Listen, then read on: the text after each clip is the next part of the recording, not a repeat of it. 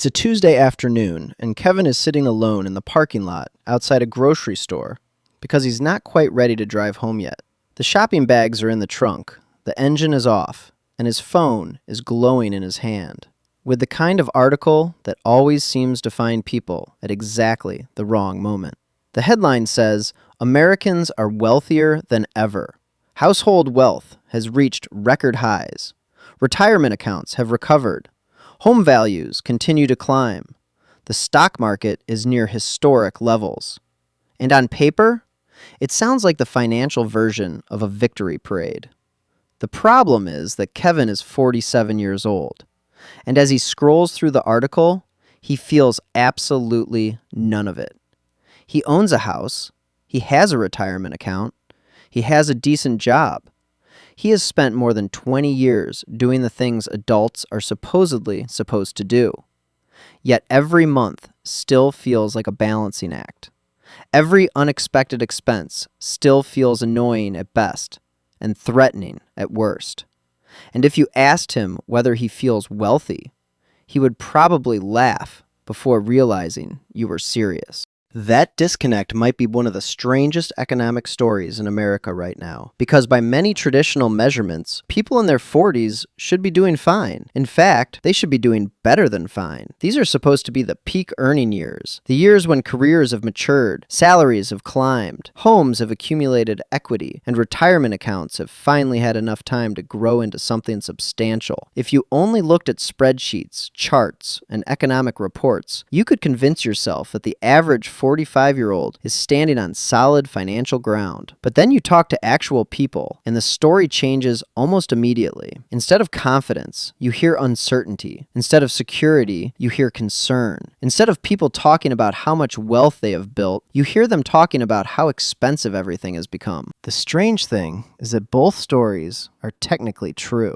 Americans in middle age really do own more assets than they did decades ago. Their homes are worth more, their retirement accounts are larger, their total net worth has increased, but their expenses have increased too. And in many cases, those expenses have grown faster than the feeling of security those assets were supposed to create. That distinction matters because wealth and financial comfort are not the same thing. A person can be wealthier on paper while feeling more vulnerable in daily life. They can own more assets than ever before while simultaneously feeling less flexible, less resilient, and less certain about the future. Imagine a family that bought a home 15 years ago. The house has doubled in value. Their net worth statement looks fantastic. Friends tell them they're lucky. Financial articles count them among America's success stories. Yet every month, they're paying more for insurance, more for property taxes, more for utilities, more for healthcare, more for groceries, and more for almost every category of spending that matters. If they sold the house, they would discover that every other house around them became expensive too. Their wealth exists, but it doesn't feel accessible. It exists in theory more than in practice. And that is where so much confusion begins. Most financial statistics measure ownership. Most people experience cash flow. Economists talk about assets. Families think about bills. Reports talk about household wealth. Parents think about whether the water heater will survive another winter. These are not contradictory realities. They are simply different lenses pointed at the same life.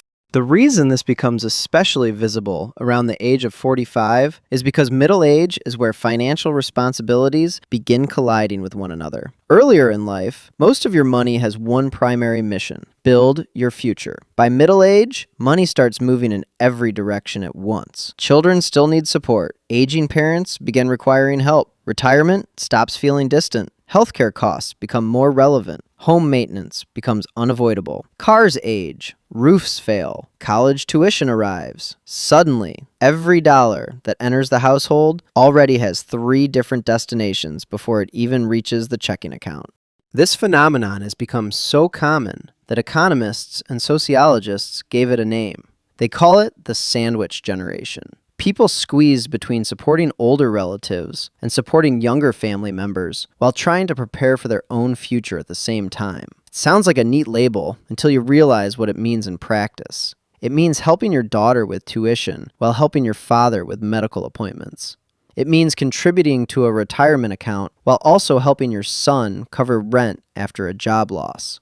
It means planning for a future that constantly competes with obligations happening right now.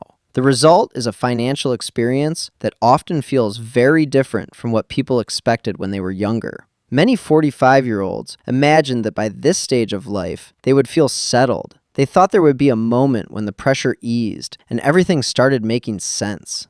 Instead, many discover that success simply introduces a new set of responsibilities. The promotion comes with higher expectations. The larger house comes with larger maintenance costs. The higher income arrives alongside larger obligations. Progress is real, but so is the weight that comes with it. Part of the frustration comes from the fact that most people are not making obviously irresponsible decisions. Popular culture loves stories about financial failure caused by reckless spending, luxury purchases, or poor choices. But that is not how many middle-class households experience financial stress. Their pressure comes from ordinary life: housing, transportation, healthcare, education, insurance, food, utilities. These are not extravagant expenses. They are foundational expenses. When foundational expenses rise faster than expected, even responsible households begin feeling squeezed. And that squeeze creates a strange emotional contradiction. People earn more money than they did 10 years ago, but feel less comfortable than they expected. They have larger retirement accounts than they did a decade ago, but worry more about retirement than ever before. They own more assets than they once dreamed of owning, but remain uncertain about whether those assets are enough. It is a paradox that confuses millions of people because it feels like success should feel different than this. Another reason for the disconnect is that financial milestones have changed dramatically over the last few decades, while many expectations remained frozen in place. Previous generations often measured success through a relatively simple formula: buy a home, build equity, save consistently, retire comfortably.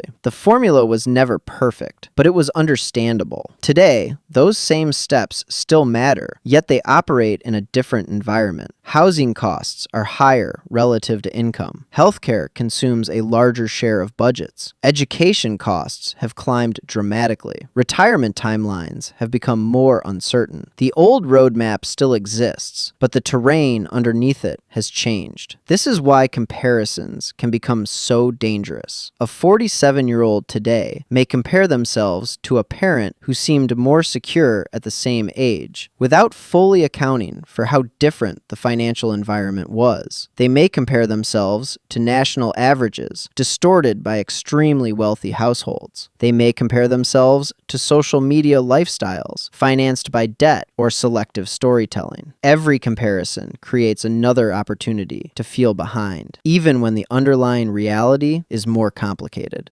What many people are really chasing is not wealth, it is margin. Margin is the ability to absorb surprises without panic. It is the confidence that an unexpected expense will be inconvenient rather than catastrophic. It is the freedom to make decisions based on preference instead of necessity. Yet margin rarely appears in financial headlines. Headlines celebrate net worth, asset growth, and market gains. Families care about flexibility. Those are related concepts, but they are not identical. Consider two households with exactly the same net worth. One has significant liquid savings, manageable debt, and predictable expenses. The other has most of its wealth trapped inside illiquid assets while carrying large monthly obligations. On paper, they look nearly identical. In practice, they live completely different financial lives. One feels secure, the other feels stretched. Statistics struggle to capture that difference because statistics are designed to measure quantity, not experience. This is also why many people reach middle age and discover that their relationship with money has become more emotional than mathematical. The numbers matter, of course, but the feeling of security often matters more. A retirement account statement can look healthy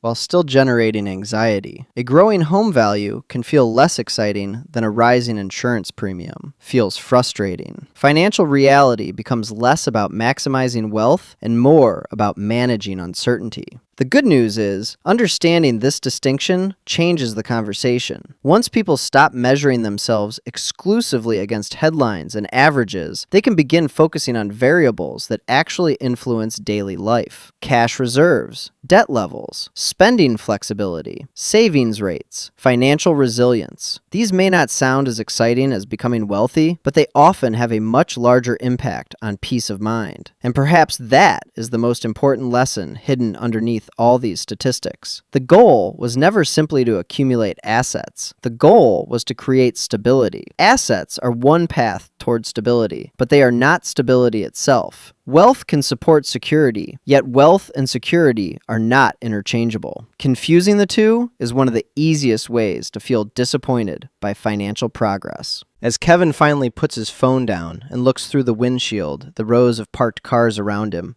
he realizes something strange. The people walking in and out of the grocery store are probably fighting many of the same battles. They are dealing with mortgages, retirement plans, healthcare costs, family obligations, and uncertain futures. Some of them are wealthier than they appear. Some are struggling more than they appear. Almost all of them are carrying a financial story that cannot be understood from a headline. Maybe that is the real reason so many people feel disconnected from the economic success stories they keep reading about. It is not because the statistics are completely wrong. It is because they are incomplete. They describe assets without describing pressure. They describe wealth without describing responsibility. They describe ownership without describing flexibility.